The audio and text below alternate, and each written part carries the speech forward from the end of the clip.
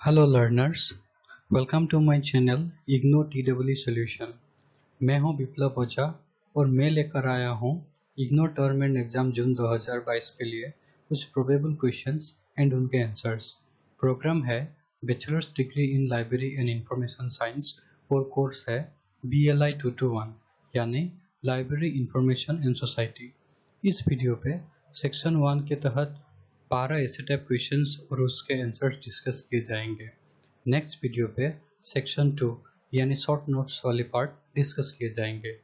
तो बस एक ही वीडियो देखिए और BLI 221 में स्कोर कीजिए 50 to 60% मार्क्स। अब आते हैं क्वेश्चन पेपर के पैटर्न पर। BLI 221 का क्वेश्चन 70 मार्क्स का होता है और टाइम मिलता है 3 आवर्स। इसमें दो सेक्शन होते हैं। सेक्शन 1 पे 6 क्वेश्चंस आएंगे। हर एक क्वेश्चन के लिए 10 मार्क्स होता है, जिसमें से आपको 4 क्वेश्चन अटेम्प्ट करने होते हैं।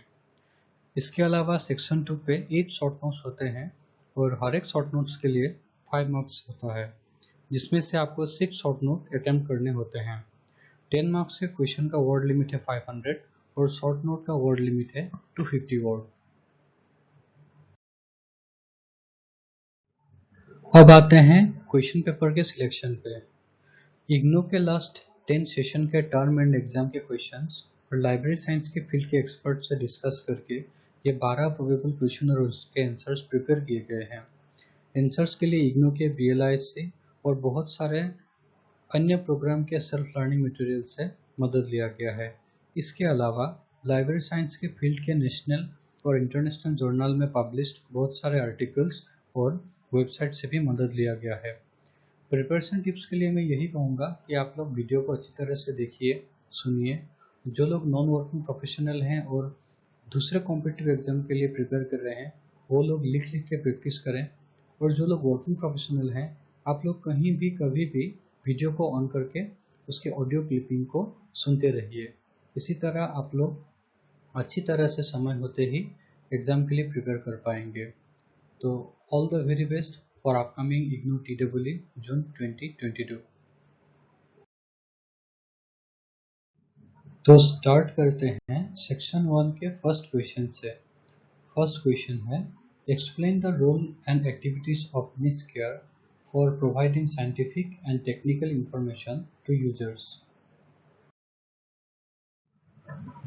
तो स्टार्ट करते हैं answer. National Institute of Science, Communication and Information Resources came into existence on 30 September 2002 following the merger of two establishments of Council of Scientific and Industrial Research, that is National Institute of Science Communication and Indian National Scientific Documentation Center. NIST is the nodal organization of the consortium.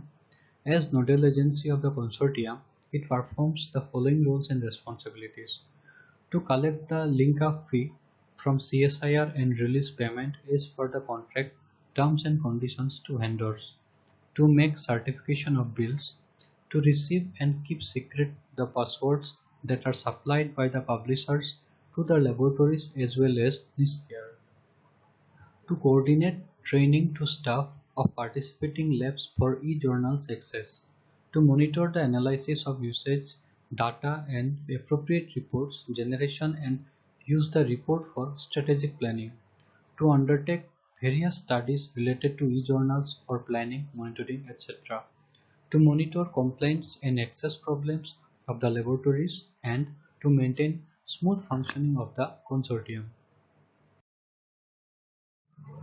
Next is the services and activities of NIST. National Science Library. NIST serves as a single window to provide scientific and technical information. Its role as the national information resource is fulfilled through the National Science Library that has a comprehensive collection of S&T publications in the country. NSL acts as a referral center and clearinghouse for the best utilization of the existing collection in the country. Access to online databases. NIST has access to international databases. Information is sought through online searching from over 1500 international databases. NIST performs searches for research scientists and The corporate sector who use these databases for the latest R&D, commercial and market information. Access to e-journals. NISCAR is the nodal agency for the e-journals consortium of CSIR and DST known as National Knowledge Resource Center. The activity ranges from creation to monitoring of the access facility of scientific periodicals published by leading international institutions. Development of Traditional Knowledge Digital Library, that is TKDL. TKDL was a collaborative project between Council of Scientific and Industrial Research, Ministry of Science and Technology and Department of Ayurveda, Yoga and Naturopathy, Unani, Siddha and Homeopathy, Ministry of Health and Family Welfare. National Science Digital Library, that is NSDL. NSDL is a learning repository developed by NISCAR.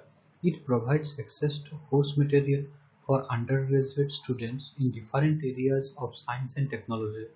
The material has been authored by faculties and validated by senior experts in the fields. The information services are National Center for ISSN. NISCAR is the national center of ISSN, International Center for Assessing ISSN to serials published in India. Bibliometric services. NISCAR carries out the following bibliometric services for studying growth, development and spread of any area of research and also for identifying centers of excellence, influential authors, etc. These are citation analysis, impact factor of a journal, multifaceted bibliometric analysis, and bibliometric analysis. Literature Search Service. NISCAR provides this service and compiles bibliographies on demand from indigenous as well as from international databases in the areas of science, technology, engineering, industry, etc. The second question is, what are the different types of libraries? Discuss the functions and services of the National Library of India. There are different types of libraries. These are as follows. National libraries. A national library is a library specially established by the government of a country to serve as the preeminent repository of information for that country. Academic libraries. The academic libraries comprise school libraries, college libraries, and the university libraries. Performance of each of these type of libraries is important in promoting the objectives of their parent organizations to which they are attached. Public libraries. The public libraries enable its users to undertake informal learning as well as providing a place for study. It provided access to organized sources of information on all subjects and it provided entertainment preliminarily through lending fiction. Special libraries. Special libraries, referred to as information centers, are located in multitude of settings including international organizations. Digital libraries. Digital libraries are organizations that provide the resources including the specialized staff to select, structure, offer intellectual access to, interpret, distribute, preserve the integrity of, and ensure the persistence over time of collection of digital work so that they are readily and economically available for use by a defined community or set of communities. Virtual libraries. A virtual library is a selected organized collection of units of documented resources. These are spreaded everywhere, accessible always, where individuals and group as authors, publishers, and readers. They are linked across the globe, electronic network and related in different ways to documents that are fast and easily obtainable, available in their full version. Hybrid libraries. Hybrid libraries are a mix of traditional print materials such as books and magazines as well as electronic based materials such as downloadable audiobooks e-books, and electronic journals, etc. Functions and services of the National Library of India. The National Library of India, located in Kolkata, has more than 2.2 million books and other materials. The collection is built through the following means: books received through Delivery of Books and Newspaper Act 1956, purchase, gifts, exchange, and other depository privileges. The majority of collection is in English and Indian languages, though there are some books in few foreign languages. The broad categories of publication acquired through purchase are books and journals on India in any language, published anywhere in the world. Indian publications published before 1954 and not available in the library. Books by Indian authors published abroad.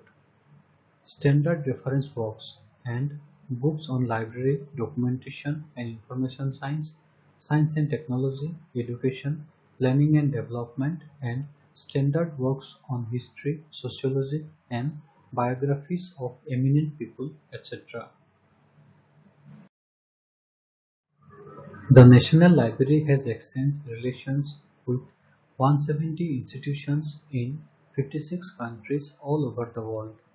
As a result of such relations, the library has been able to acquire valuable foreign documents not normally available through trade channels. The National Library of India provides the following services: lending service including interlibrary loan, reading facilities, bibliography and reference services, reprography services. The lending function is rather peculiar for a national library. However, for historical reasons, the National Library of India has continued its lending facilities to the members of the library in and around Kolkata.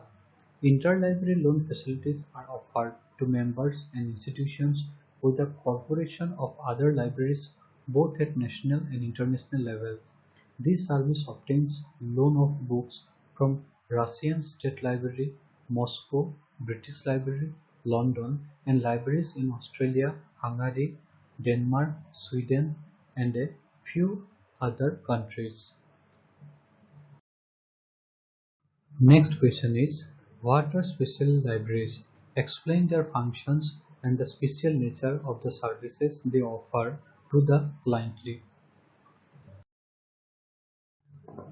The answer is: in the expression special libraries, the word special has to be interpreted to mean specialist to get closer to the concept. As a matter of fact, these are libraries that serve a particular institution that has a specific role to play, and they will therefore tend to be one subject oriented libraries.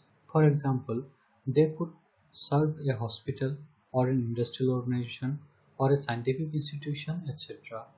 They also vary in size depending in part of the size of the institution they serve, whose information needs are defined. Special libraries, sometimes referred to as information centers, are located in multitude of settings including international organizations. Functions of the special libraries. The following stated functions of special libraries make them more user-centered, engaged in the provision of need-based services. These are: special libraries organize the resources they collect in ways that best suit local needs, analyze, synthesize, and evaluate information and data, provide critical reviews, reports, and compilations, provide abstracts, indexes, and extracts, perform literature searches, and compile bibliographies, disseminate current information and SDI which stimulate research, and establish a monitoring system for the evaluation of performance. Special nature of the services provided by the special libraries. Special librarians have become adept at reading the signs of the environment in which their parent organizations operate. Therefore, they scan information sources to find material that they know will interest their clientele. They master the ways and means of presenting information that will save the time of their busy customers. Special libraries generally provide the following services to their user clientele.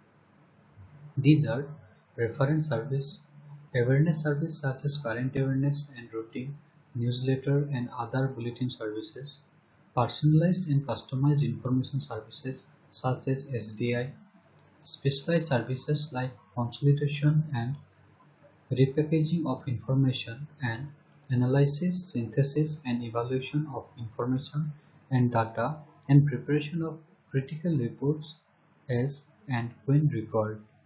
In all these activities, they use information technology available to them.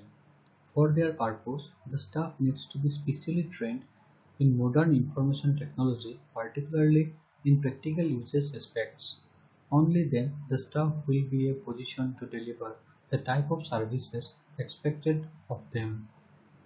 It goes without saying that they should be qualified in the subjects in which the parent organizations operate.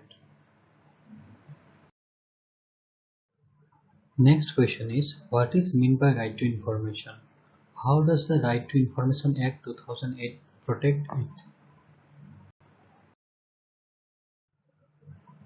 The answer is, the term right to information has been defined in the Right to Information Act 2005 as follows. The right to information is a fundamental human right which is made up of different rights and responsibilities, namely, every person's right to request information from the government and even private bodies in some cases. The duty of the government to provide the requested information unless defined exemptions apply, and the duty of the government to proactively disclose information that is of general public interest without the need for request from citizens. The Constitution of India is totally silent about the right to information.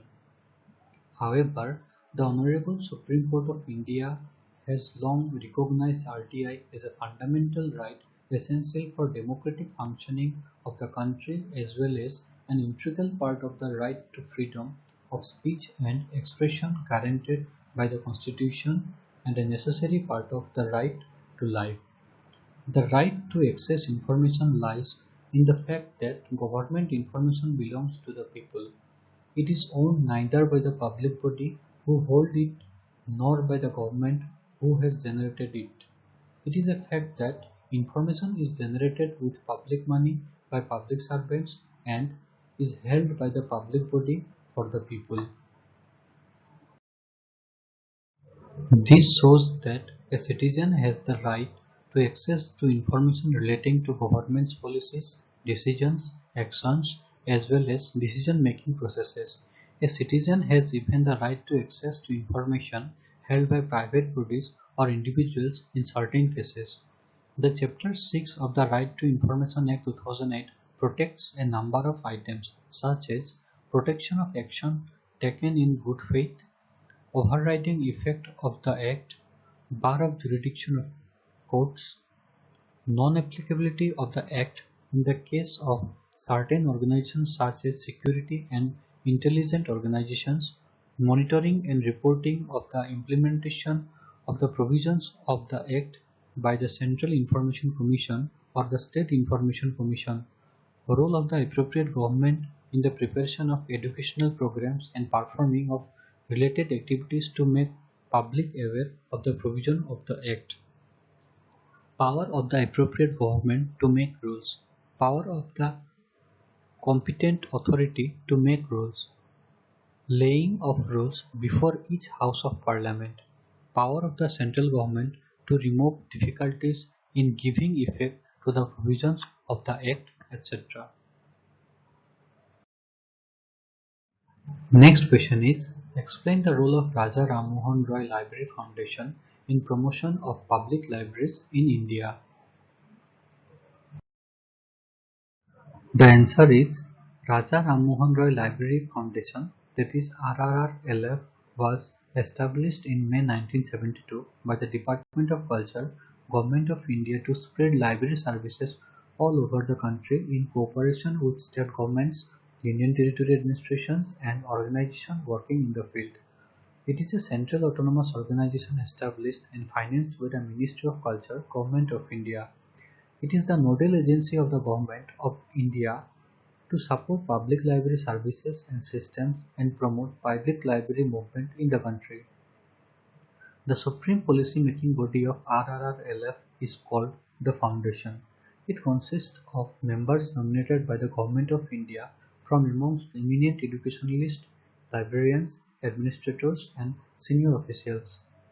RRRLF functions as a promotional agency, an advisory and consultancy organization, and a funding body for public library development in India.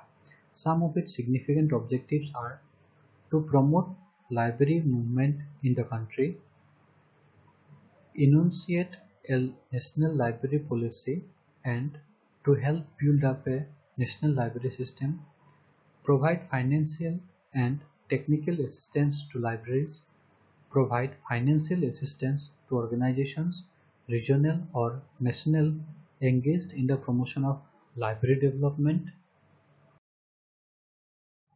publish appropriate literature, and to act as a cleaning house of ideas and information on library development in India and abroad, promote research in problems of library development, and advise the government on all matters pertaining to the library development in the country. Programs and activities of RRRLF. Assistance programs. RRRLF provides matching and non-matching grants and books to public libraries under different schemes of assistance. Non-matching assistance are provided towards building up of adequate stock of books through central selection to voluntary organizations providing public library services. Promotional activities. RRRLF has undertaken several promotional activities for qualitative improvement of library services. It has played a major role in the preparation of national policy on library and information system. It has also issued guidelines on public library systems and services. Research project. The research cell of RRRLF renders advisory and consultancy services whenever required, besides carrying on research projects on public library or allied subject. It has prepared and published a report on loss of books in libraries for the Government of India. Publications. RRRLF has brought out a number of publications. The significant publications are Indian Libraries, Trends and Perspectives, Raja Ram Mohan Roy and the New Learning, Directory of Indian Public Libraries, RRLF Digital Library Initiative, digitizing of rare books including pre-independence newspapers, journals and other documents housed in public libraries will be taken up and a digital repository will be created for providing access to all stakeholders to digitized documents. Skill Development Program. Training modules have been proposed to be developed for working librarians at 3 different levels. Next question is, briefly describe the role of InflipNet in library automation in India. The answer is, InflipNet has played an important role in automation and modernization of university library system in India. It provided universities and research institutions the bandwidth for accessing e-journals. Its headquarters are located at Gujarat University Campus, Ahmedabad. Services of InflipNet. Document delivery. InflipNet provides interlibrary loan and document delivery services from the comprehensive collection of subscribed journals under jccc@ugc-infonet. It has designated 22 libraries to fulfill ILL requests from the users, affiliated to 149 universities covered under UGC. OJAS, that is Open Journal Access System is an open-source journal management and publishing software developed and freely distributed by the Public Knowledge Project at the University of British Columbia. InfluBnet has installed and configured the software at its server and provides the facility of uploading the e-versions of journals of universities and even individuals for open access. Library automation. InfluBnet has developed a library automation package called SOUL, that is software for university libraries. It has all the necessary modules which a library needs. Human resource development. InfluBnet runs several short-term courses for professionals in order to train them with new automated tools and techniques. It has conducted many programs for working university library professionals. Databases. Bibliographic. InfluBnet has developed the following bibliographic databases pertaining to the collection of participating libraries to enable sharing of resources. These are serials holdings, current serials, secondary serials catalog, thesis, and books. Sudhganga. InfluBnet has been assigned the responsibility of hosting, maintaining, and making available PhD research work submitted in Indian universities to all in open access mode by UGC. InfluBnet responded by developing Sudhganga, a digital repository of theses and dissertations submitted in Indian universities. Sudhgangotri. This is a database of research in progress in universities in different disciplines. Researchers and their supervisors can send synopses approved by appropriate bodies to be uploaded on the site. It helps researchers to know that areas actively being researched and the status of research. Infoport. Infoport is a subject gateway for Indian electronic resources. It is designed and developed to serve as a comprehensive gateway to all Indian scholarly content. Non-bibliographic. It has also developed non-bibliographic databases on research projects and experts in different fields by the name Vidwan to help improve communication and collaboration in research to serve as a comprehensive gateway to all Indian scholarly content. Enlist. The Enlist project provides access to e-resources to students, researchers, and faculty from colleges and other institutions. The authorized users from colleges can now access e-resources and download articles required by them directly from the publisher's website once they are duly authenticated as authorized user through servers deployed at the InfluBnet Center. Project ePathshala. ePathshala is a project of the MHRD under its National Mission on Education through ICT for development of e-content at postgraduate level. UGC's e-journal consortium. The UGC's e-journal consortium aims at providing online access to electronic journals and databases in all disciplines to the universities in India. Conference and workshops. InfluBnet conducts an annual event called Convention on Automation of Libraries in Education and Research Institutions on different places in India. The topics covered in conference are recent and related to library automation. Next question is, what do you understand by the expression knowledge society? Discuss some of its important characteristics.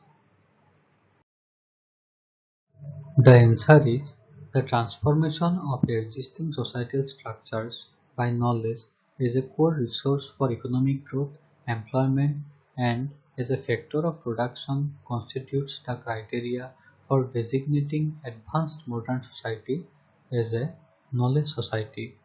Such a society in which knowledge plays a crucial and decisive role with its entire mechanisms and organization gives and imputes for new knowledge, ensuring the conditions of its inception and use which further increases new knowledge, etc. Society is therefore structured on knowledge. It is simply deeply penetrated so that complete functioning of society, including the entire development and progress, rests on knowledge. In a knowledge society, the traditional measures of competitiveness such as labor cost, resource endowments, and infrastructures are replaced by new dimensions such as patents, research and development, and knowledge workers. The emphasis is not on the knowledge anybody has, but the knowledge one produces. Knowledge resides exclusively in people. Hence, it is clear that the greatest wealth of any nation, any society, is its people. Important characteristic of knowledge society. According to Manuel Castells, knowledge society emphasizes economic agents who should be superiorly qualified to exercise their work. There is a huge quantity of newly created knowledge in all fields, continuously expanding and exponentially growing. Statistics are known about the exponential growth of knowledge to the entire past historical period, including all kinds of publications as one of the proofs of the whole process. The possibilities and the speed of communicating, the transfer of information and knowledge, the acquisition of new ideas and views, not to mention the experience of it, are so incredible that Manuel Castells rightly calls today's society a network society. All this creates conditions for the development of new knowledge and awareness, uninterrupted progress and development. Knowledge is no more connected with an individual. It is today the characteristic of the society as a whole, an interconnected society. In a perfect knowledge society, all people have open and timely access to information and knowledge, the capacity to absorb and interpret information, and avenues and opportunities to use knowledge and decision making and for transformation to higher quality lives. Next question is explain the different perceptions of information society. The answer is an information society is the new form of social existence in which the storage, production, flows, etc. of networked information plays the central role. The Webster distinguishes and presents five different perceptions of the information society on the basis of technological, economic, occupational, spatial, and cultural criteria. These are explained below. Technological perception. The most common perspective of information society lies emphasis upon spectacular technological innovation. The important idea is that breakthrough in information processing, storage, and transmission have led to the application of information technology in virtually all the areas of society. Although IT occupies a central role in all literature on information society, this perspective emphasizes the technological infrastructure to the exclusion of other social, economic, and political attributes. Martin provided a number of scenarios detailing life in the information society, especially the spread of digital networks is the key element. Economic perception. Some of the authors who write about information society point to the growth of the service sector in the industrialized nations and the decline of employment in manufacturing. For some of the authors, the dominant characteristic of an information society is the nature of its economy. McCullough initiated this research perspective by analyzing the growth of the knowledge section in the US economy. In Mechal analysis, industries primarily concerned with production and distribution of knowledge were examined separately rather than as a part of the overall service sector. The knowledge industries included such areas as the educational system, the media, and other communicative activities, libraries, and other information activities and research or institutes. Occupational perception. Another popular measure of the emergence of an information society is the one that focuses on occupational change. The connection is that we have achieved an information society when the predominance of occupations is found in information. In information society, the number of people employed in occupations such as teaching, research and development and activities associated with creative industries outnumbers those employed in factories. The main characteristic of these people is high level of education. The occupational definition of information society is often combined with an economic measure. Spatial perception. This perception of the information society has at its core the distinctive stress on space. Here, the major emphasis is on the information networks that connect locations and, as a result, have great effect on the organization of time and space. This aspect has been considered as an index of information society in recent years. The centrality of information networks linking together locations within and between towns, regions, nations, and continents and indeed the entire world is an important consideration for spatial perspective. In many writings, the technological basis of the information networks are emphasized because these networks provide the infrastructure that enables information to be proposed and distributed. These developments may lead to an emerging network society. Cultural perception. Developments such as invention of radio, television, and computers coupled with the recent advances in telecommunication networks and media technologies are having great impact on lifestyles of people as a whole. It is stated that presently we are living in a media-laden society and the informational features of our world are thoroughly penetrative now than in earlier times. In fact, the informational environment is a great deal more intimate and more constitutive of us. Reviewing the different definitions of information society, it emerges that these definitions are underdeveloped or imprecise. Whether it is technological, economic, occupational, spatial, or cultural perspectives, we are confronted with highly problematical notions of what constitutes and how to distinguish an information society. It is essential that we be aware of these difficulties. Next question is discuss in simple terms the concept of a digital library and its characteristic features. Concept of a digital library. The fundamental reason for building digital libraries is a belief that they will provide better delivery of information than was possible in the past with traditional libraries. Therefore, phrases like electronic library, virtual library, library without walls, and digital library have sprung up and all have been used interchangeably to describe this broad concept.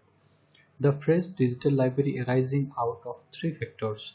First, the library community has used several different phrases over the years to denote this concept: electronic library, virtual library, library without walls, and it never was quite clear what each of these different phrases meant.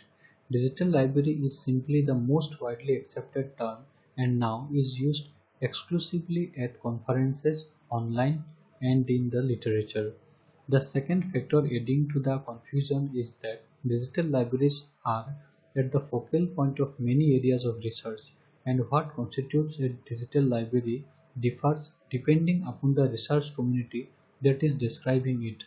Third, confusion arises from the fact that there are many things on the internet that people are calling digital libraries, which from a librarian's point of view are not.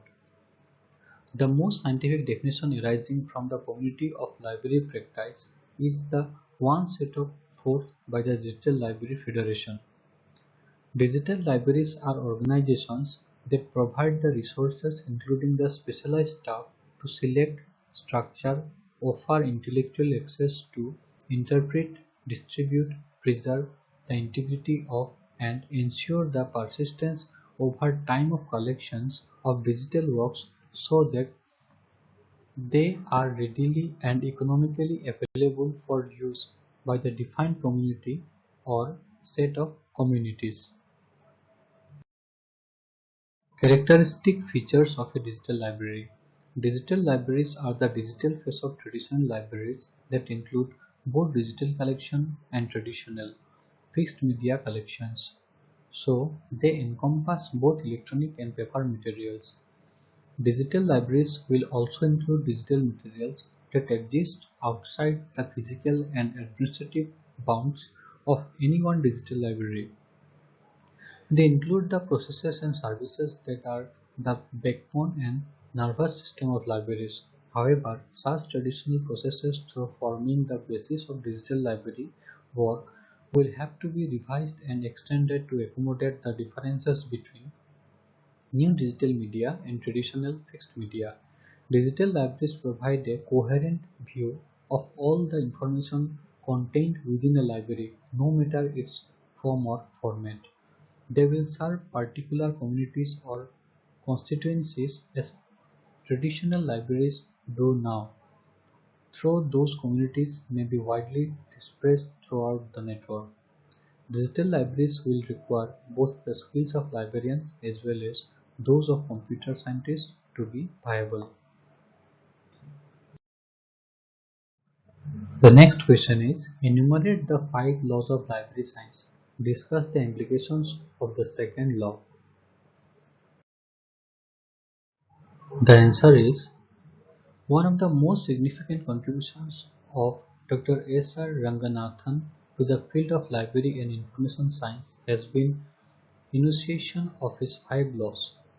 The 5 laws are: first law, books are for use. It is a self-evident truth or simple statement which does not merit serious consideration and contemplation. In fact, policies relating to a library should be helpful in promoting the objective of books being put to maximum use. Second law, every reader his or her book. The law stands for the mandatory provision of library service to each person according to her or his need. Stated in a different manner, the law advocates the universalization and democratization of library service. Third law, every book is reader. The approach of this law is oriented towards the book. As per the law, every book in a library should have a chance of finding its appropriate reader and be useful to him or her. In other words, investment is unused, books amount to wastage of fund and must be avoided under all circumstances. Fourth law, save the time of the reader. The fourth law presents the biggest challenge to the library administrator. Policies must always be formulated keeping in view the needs of the readers in mind. Fifth law, library is a growing organism. The fifth law is library is a growing organism. Dr. Ranganathan compares library to a growing organism. When we say library is a growing organism, we mean that library is not a static entity but a dynamic growing entity. The implications of the second law of library science. The second law imposes certain obligations on the state, library authority of the state, the library staff, and the reader. Obligation to the state. It must be emphasized that it is obligatory on the part of the state to develop and organize a library system capable of providing adequate library service to all people. This has to be accomplished through suitable legislation which should make provision for financial support of the library system and create suitable mechanism with authority for the coordination of all activities pertaining to its different units. A goal should be set for the library system and services best suited for the society must be initiated. The legislation must be so framed that it would serve as an effective instrument for achieving the goals and the stated objectives envisioned therein. Obligations of the Library Authority. The second law emphasizes the fact that it is obligatory on the part of the Library Authority to accept responsibility in respect of book selection and provision of suitable staff. No library will have enough funds to purchase all the books that it may require.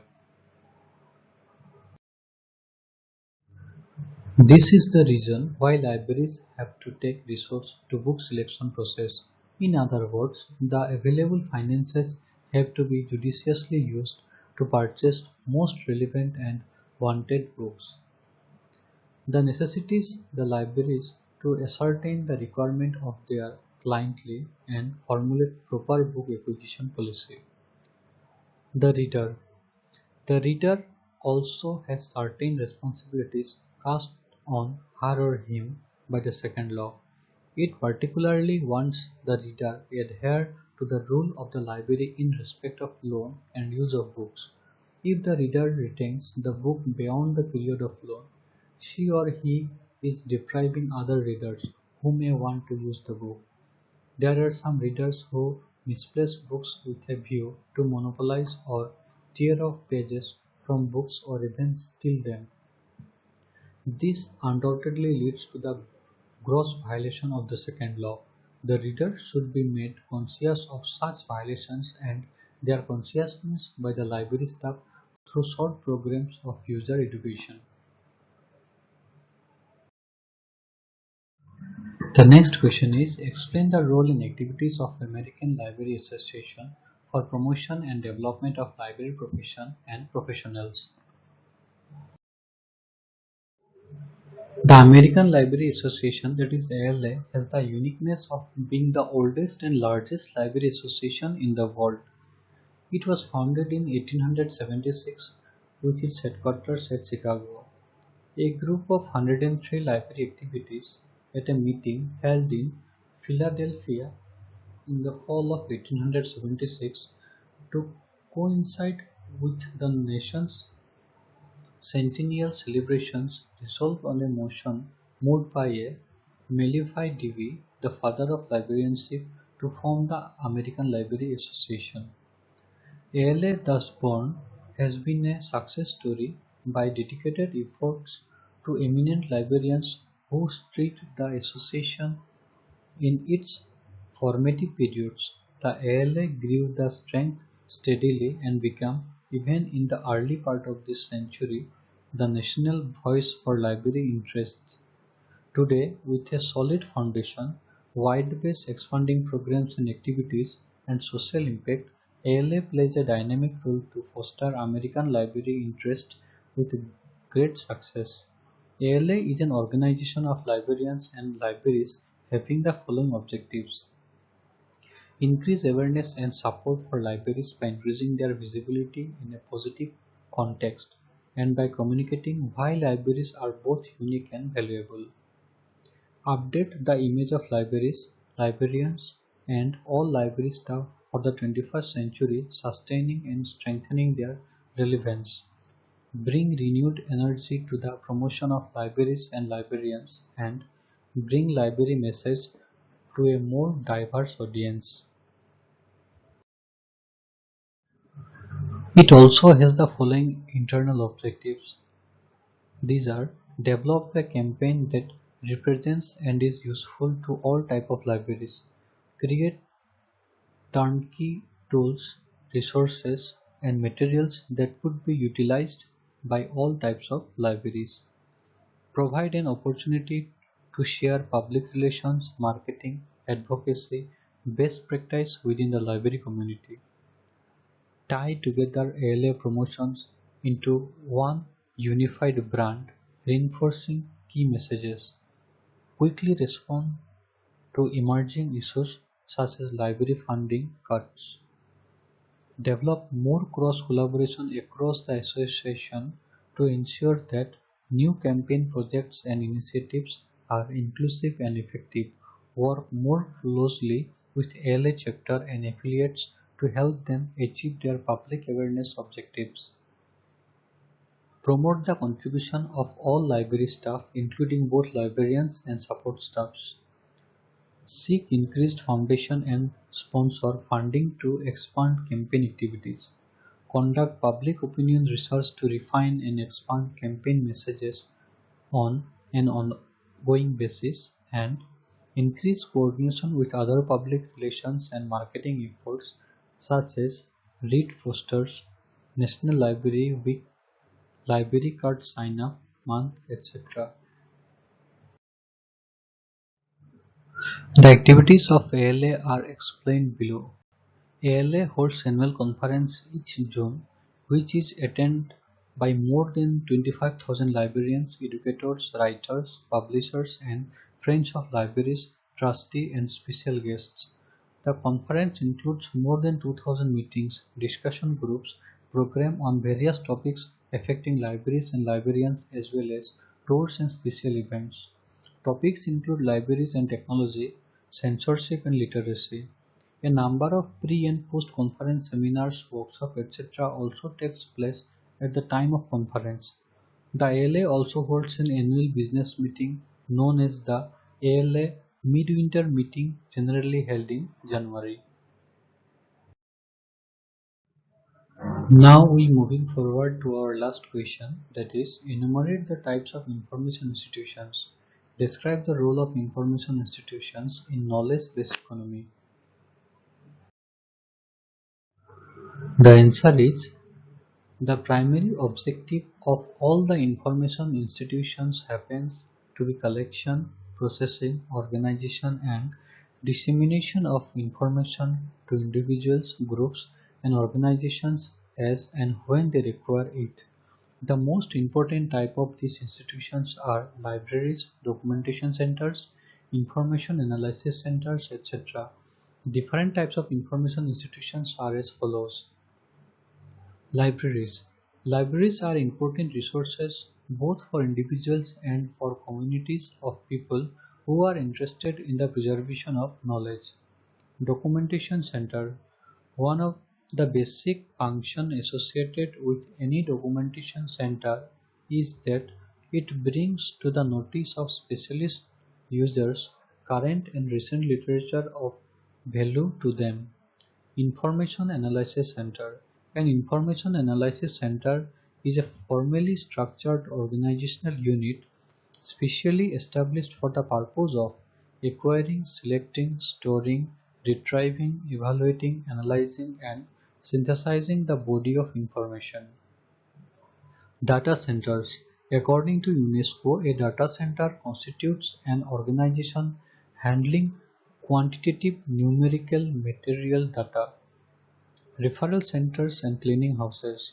A referral center is some of sort of an information desk for the scientific and technical community which does not provide inquiries directly with the information they need but suggest sources likely to satisfy the users or clients. Role of information institutions in knowledge-based economy, that is KBE.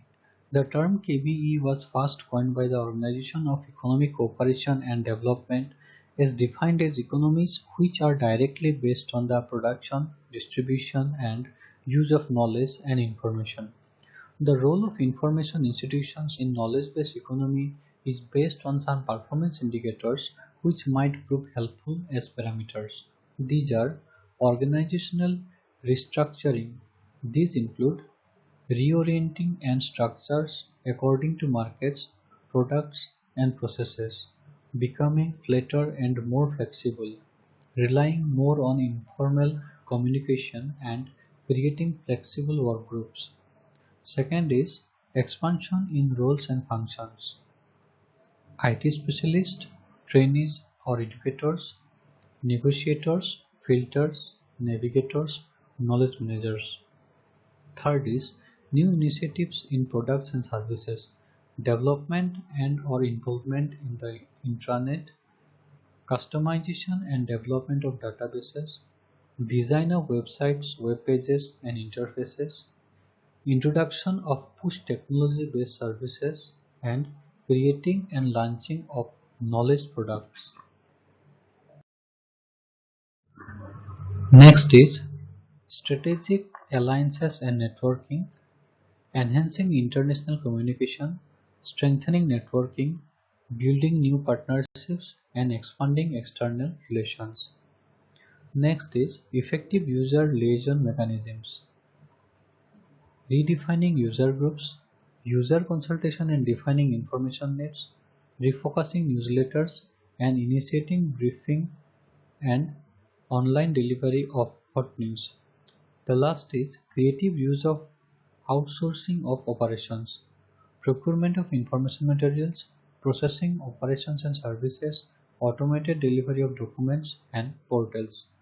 Case studies must be conducted taking Indian information institutions as base to assess their preparedness for the KBE using the above listed parameters.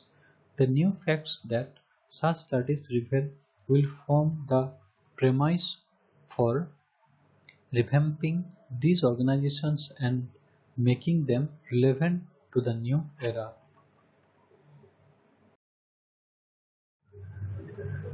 तो ये थे आपके 12 questions और answers जो कि point wise बनाए गए हैं और चैनल को सब्सक्राइब करना ना भूलिएगा ताकि फिर एक बार हम लोग सेक्शन 2 को जब लेके आएंगे तो आप लोगों को नोटिफिकेशन जल्दी मिल जाए। For any kind of guidance related to exam और ट्यूटर मार्क असाइनमेंट और any kind of any problem आप लोग हमें लिख सकते हैं। हमारा ईमेल एड्रेस है ignoexamsolution@gmail.com। तो कीप रीडिंग, हम लोग जल्दी हाजिर होंगे सेक्शन 2 के कुछ शॉर्ट नोट्स के साथ फिर एक बार। Thank you so much.